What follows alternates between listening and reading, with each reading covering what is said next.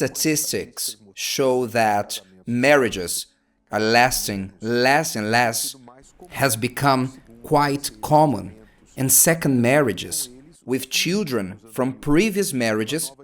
Thus, a new dynamic is formed within a relationship, and parents cannot always handle it. Yes, and it is really hard. We need to realize how hard it is for the parents and for the children, and much more for the children, because you know that it's not the ideal. You know that your child would like to have the parents together, and there is another person, and maybe the parents are together with another person building another family. So it's a hard situation of feeling bad for the child but not being able to do anything because the situation is like this already, and the child doesn't know how to work with this dynamic. They are not capable of this yet. They don't understand in their mind. How come?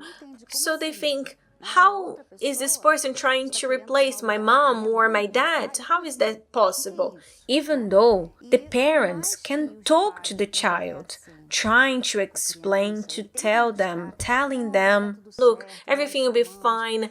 We love you, but this is not an ideal situation. So we need to learn how to deal with this situation. This type of family, they need to learn how to deal with this situation because it won't be easy. And you cannot expect the children to understand before you. You need to understand first. You need to make a huge effort anyway. It is hard work, but it can be done. It's the reality of many.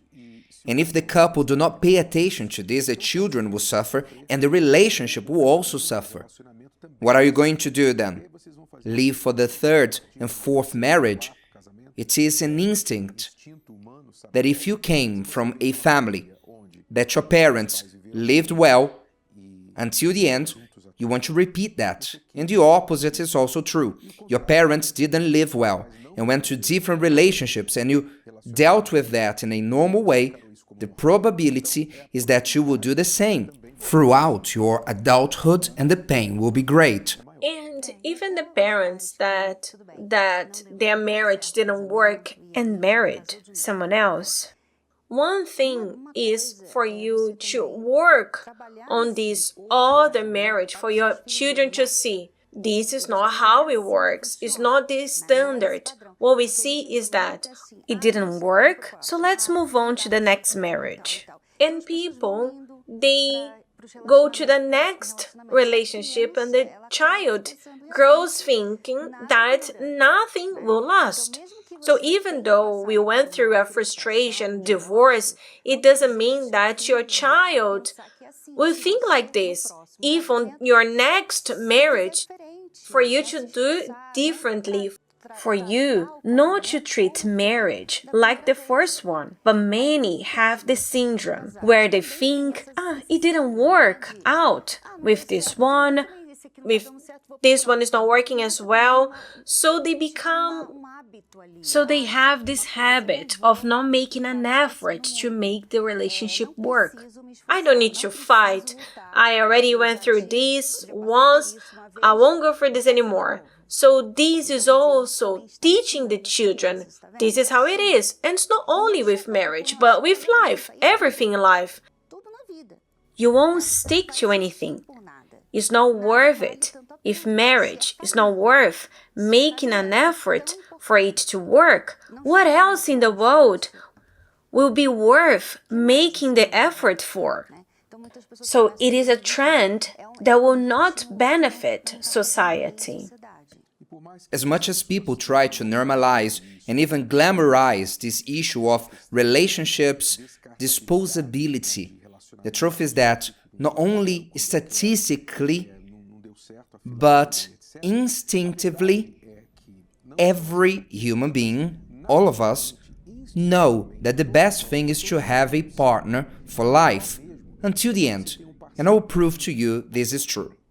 When you see a young couple, a young woman and a young man, beautiful, in the prime of their lives, hugging and kissing, you say, oh, what a beautiful couple, they're together.